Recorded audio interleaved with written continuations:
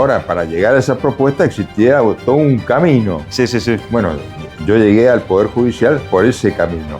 Hemos vuelto prácticamente a lo que el Consejo o la creación del Consejo trató de evitar, la discrecionalidad. Porque si lo someten a jury, ese jury después puede significar que lo excluyan, es decir, lo echen como juez, como fiscal, o lo suspendan por cierta cantidad de meses.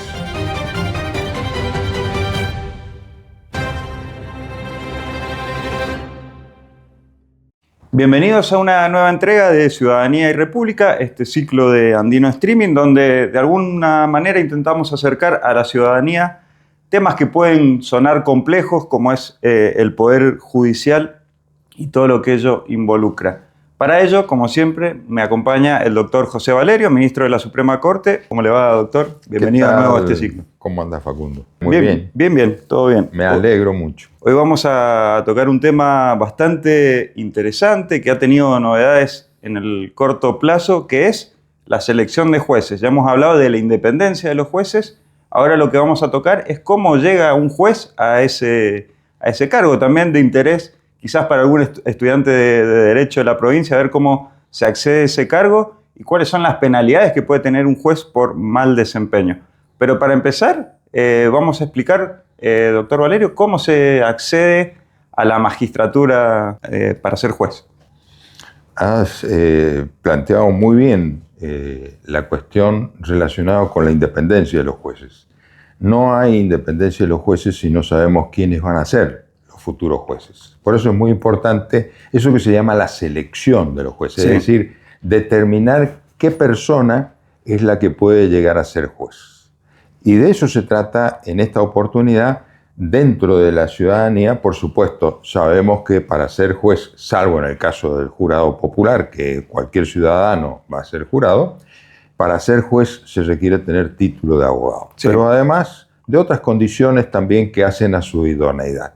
Entonces, la evolución que ha tenido nuestro sistema ha sido de solamente exigir el título de abogado con determinada cantidad de años de ejercicio de profesión, hasta lo que actualmente se exige, que es evaluaciones técnicas, valorar sus antecedentes para poder determinar quiénes son los que están en mejores condiciones. Y de ahí, el presidente de la nación o el gobernador en la provincia es quien selecciona, en definitiva, de los 3 mejores postulados, de los 3 que se supone son los más idóneos para cumplir esa función, y el Senado le da el acuerdo a esa designación. Dijo, tiene que elegir entre 3. ¿Cómo se llega a esa terna que tiene que elegir el máximo mandatario, ya sea provincial o de la nación? ¿Y quiénes son las personas encargadas de elegir esas 3 que después van a ir a este concurso por entrar a ese cargo? Ese realmente es el núcleo trascendental de lo que es la selección. Decidir quién está en condiciones para integrar esa terna viene con una evolución muy importante. En nuestra provincia especialmente, empezó allá por el año 87, a fines del 87, con el nuevo gobierno, donde a través de un decreto se creó el Consejo de la Magistratura, pero con una función exclusivamente de seleccionar de las propuestas que habían, de los candidatos que podían existir. En ese caso era un representante del Ejecutivo, un representante de la Cámara de Diputados, que yo voy a explicar por qué es de la Cámara de Diputados, un representante del Colegio de Abogados, uno de la Asociación de Magistrados y uno de la Corte 5. Y estos seleccionaban en función de los antecedentes que tenían. Este fue la primera, incursión en un sistema por el cual el gobernador no tenía la total atribución o la total discrecionalidad para decir quién podía ser el candidato. Que así era hasta 1987. Hasta 1987 era así. ¿Cómo era? Básicamente el gobernador proponía y él... Exactamente, el él gobernador decía... proponía. Ahora, para llegar a esa propuesta existía todo un camino. Sí, sí, sí. Bueno, yo llegué al Poder Judicial por ese camino. En abril del 87, cuando yo juró como fiscal, hablé con el subsecretario, le dije que tenía interés en ser integrante del Poder Judicial, un cargo específico que era el de fiscal. Entonces, la discrecionalidad era absoluta. Total. A partir de este decreto de 1987 empieza a cambiar. Se autolimita el Ejecutivo y entonces estas 5 personas seleccionaban. Eso tiene una evolución, se produce una crisis por una serie de designaciones que por ahí hicieron algún ruido. Sí. Y otro decreto en el año 94 establece ya la evaluación técnica. Y acá es muy importante porque empieza a tener peso la evaluación técnica, que estamos hablando de idoneidad. Ya no se presupone la idoneidad por el solo hecho de tener título y tener cantidad de años de ejercicio de la profesión o de la magistratura, sino que además se requiere esa evaluación técnica, además de los antecedentes y una entrevista personal, con un porcentaje donde tenía mucho peso la evaluación técnica. A raíz de otra crisis, como verás, siempre hay crisis, el famoso tema de las copionas. Bueno, se procede a implementar la reforma de la Constitución de un artículo por enmienda y ahí se crea por el Consejo de la Magistratura en la Constitución. Claro. Y en la primera ley le daba mucha importancia a la parte de la evaluación técnica y los antecedentes no venían tabulados ni nada por el estilo y había ruido. Entonces se sanciona una ley en el año 2007, si mi memoria no me falla, con la cual se establecen cuatro grupos de notas por un escrito que era secreto, no por la ley, pero sí por el reglamento, hasta 5 puntos. Hasta 5 puntos el oral, si aprobaban el escrito pasaban al oral, y después el Consejo ponía hasta 5 puntos por los antecedentes que debían estar previamente tabulados, así decía la ley, es decir, todos los antecedentes, sean académicos, laborales, científicos, se resolvían de esa manera, y un 5% exclusivamente discrecional. Bien. Estamos hablando de, frente a 20 puntos, 5 solamente claro, tenemos el 25% de discrecionalidad. El 25% de discrecionalidad. 75%, bueno, con una nomenclatura y una evaluación exactamente, previa. Las maestrías valen tanto, se refieren a la propia materia, si es de otra materia de otra manera, bueno.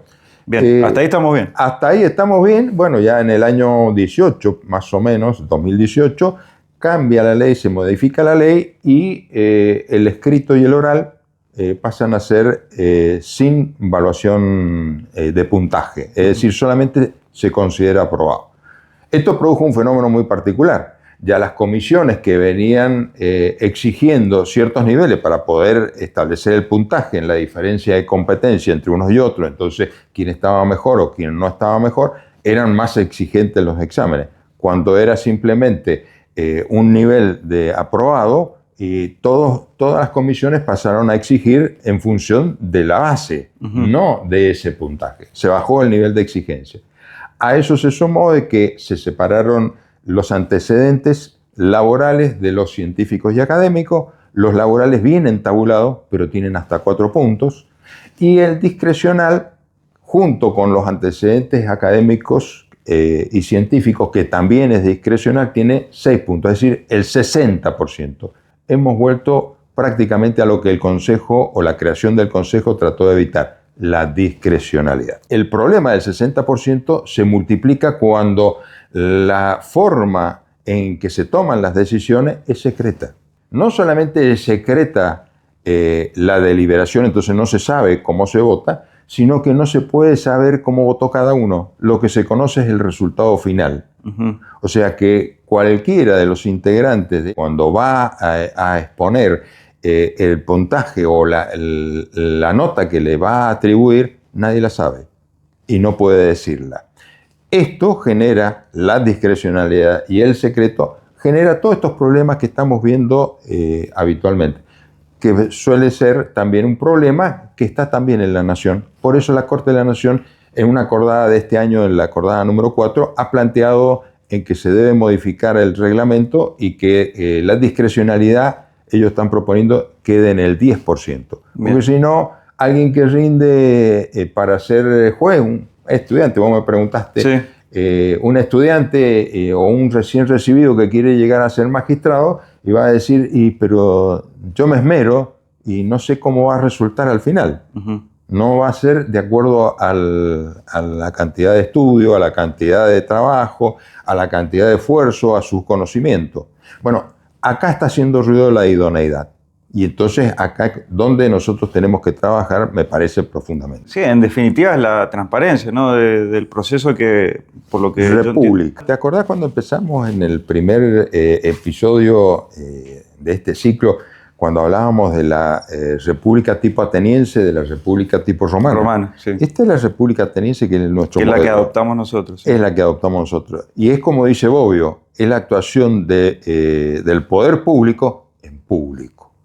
Y acá es bien tipo romano, bien aristocrático, a escondidas del público y que no sepa el público, salvo el resultado final. Va a contramano de justamente lo que decía usted, de lo que planteó en la acordada la Corte, y usted mismo lo ha planteado a nivel provincial, incluso antes de que la Corte Nacional, y en definitiva hay una coincidencia ahí de visiones de los supremos nacionales con su visión, porque no es la misma de otros de sus pares. Bueno, ¿cómo termina esto? ¿Cómo volvemos a ese espíritu original de 1987? Yo creo que hay que volver a debatir la ley que establece cómo debe funcionar el Consejo. O sea, hay que eliminar el secreto como primera medida y además de eliminar el secreto hay que establecer una reducción en la discrecionalidad. Yo creo que por lo menos al 25% como máximo, sí, que era lo que se había hecho en la ley anterior. Y por supuesto que lo que establece la Corte de la Nación, el 10%, sería el ideal. El ideal, obviamente. Pero un 25% estaríamos bien. Pero ya con un 25% ya el estudiante, el recién recibido, dice, bueno, yo me esmero, rindo, sé y el escrito me va a dar un puntaje, el oral me va a dar un puntaje.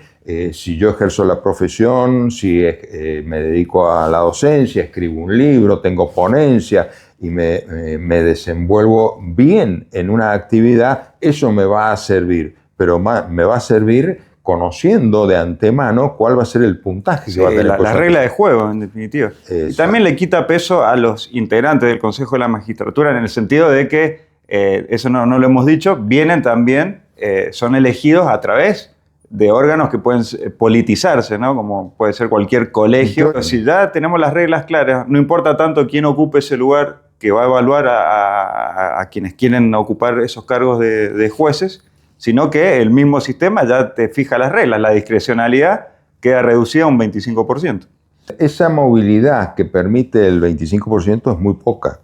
En cambio, cuando es el 60%, es la que define. Claro. Es exponencial la discrecionalidad.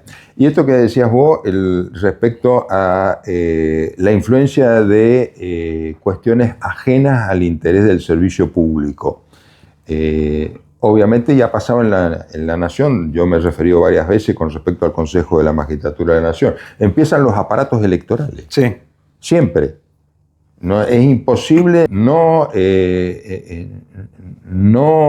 parar esa ansia de manejar el Consejo, porque el Consejo tiene la discrecionalidad. Entonces aparecen los aparatos electorales de partidos, de sectores, de gremios, de grupos que van a tener incidencia en las universidades, porque en las universidades, más allá que en la Nación existe un miembro, son los que van tomando las evaluaciones técnicas también y tienen interés en quiénes son los que van a ser propuestos, quiénes son los abogados. Entonces pasó a tener importancia manejar los colegios de abogados. Claro. Y entonces aparece la elección del colegio de abogados como una cuestión importante para poder definir quiénes van a ser los jueces. Lo mismo ocurre con la Asociación de Magistrados, exactamente igual. Entonces se va partidizando, podemos decir. Se va partidizando, se va sectorizando, porque a veces es de partidos y a veces es de sectores de partidos políticos. Entonces esto hace ruido y no contribuye a la calidad institucional. Nosotros tenemos que tener un sistema que estructuralmente nos ayude a mejorar la calidad institucional. Por eso es importante tomar noticias sobre esto que es la selección de los jueces. Bueno, ya hablamos para ir cerrando de cómo se selecciona un juez, más allá de las discrepancias que podamos tener con el sistema actual o el anterior. ¿Qué pasa cuando un juez tiene un mal desempeño? ¿Cómo, por ejemplo, a uno en el sector privado que nos está escuchando, lo despiden, lo suspenden, lo que sea? Cuando un juez tiene un mal desempeño, ¿quién determina que se desempeñó mal y cuáles son las sanciones que le caben? Bueno, lo primero es la Corte, como el procurador la tiene respecto a los fiscales, puede pedir el jury de enjuiciamiento. Es decir, los jueces inferiores, menos lo de la Corte y el procurador, todos pueden estar sometidos a jury de enjuiciamiento. El jury de enjuiciamiento está integrado por 7 senadores, 7 diputados y los 7 ministros de la Corte. Es decir, 21 miembros. Hay 2/3 del sector que viene de la actividad política, mayorías y minorías. La composición a veces de la legislatura también influye sobre la composición. Sí, hoy por ejemplo hay mayoría, mucha mayoría radical en el Consejo, en el jury de enjuiciamiento. En otras épocas fue la mayoría del justicialismo, en la década del 90. Claro, es un espejo de la legislatura. Si tiene mayoría el peronismo, va a tener mayoría. Exactamente. Y si hay distinta composición, tiene distinta composición. ¿Qué ocurre? Que cuando hay mal desempeño, cuando hay delito en el ejercicio de la función, delitos comunes importantes, homicidio o delitos que puedan influir, delito en el ejercicio de la función que puede ser desde corrupción o en el ejercicio mismo de la función, el prevaricato, el famoso prevaricato, o inhabilidad. Es decir, si la persona está inhabilitada física y psíquicamente para ejercer la función, se lo somete a jury de enjuiciamiento. Esto no es algo que es automático, hay que tener. ¿Qué es lo que ocurre con el jury de enjuiciamiento? El jury de enjuiciamiento puede servir como para que no pase nada o puede servir también como medidas de disciplinamiento o de autodisciplinamiento. Es decir, el magistrado, porque los que están sometidos a jury no solamente son los jueces, son los fiscales, los defensores, es eso que yo denomino el autodisciplinamiento. No quiere quedar mal con quien esté ejerciendo el poder. Por una sencilla razón, porque si lo someten a jury, ese jury después puede significar que lo excluyan, es decir, lo echen como juez, como fiscal, o lo suspendan por cierta cantidad de meses, que es lo que hemos visto en... Sí, y es un órgano con alta carga política, entonces usted dice uno se autodisciplina para evitar llegar a esa consecuencia. El jury de enjuiciamiento no es un tribunal para andar revisando las causas o las decisiones de los jueces. Es para ver si existe delitos cuando existen delitos. Que si hay delitos, primero tiene que ser resuelto en la justicia. Y si hay mal desempeño, es mal desempeño. No es a mí no me gusta la decisión del juez. Si la decisión del juez está dentro del sistema, por más que no me guste, es la decisión del juez o del fiscal. Lo que ocurre es que si nosotros le queremos exigir al juez o al fiscal que actúe como quiere el poder político, no de acuerdo a la Constitución y la ley, entonces ahí sí aparece el disciplinamiento y ahí sí es peligroso. Entonces hay que tener mucho cuidado. Sí, es difícil porque estamos pidiendo una imparcialidad que la política no suele tener, ¿no? O sea, ese es un tema que lo vamos a charlar, el tema de la imparcialidad, en el próximo capítulo, cuando estemos charlando sobre el sistema adversarial. Perfecto. Bueno, me da el pie entonces para cerrar este capítulo muy, muy interesante. Los esperamos, como dijo el doctor, con el próximo episodio, Sistema Adversarial. Síganos en redes sociales, Instagram, X, Facebook y nos vemos en la próxima.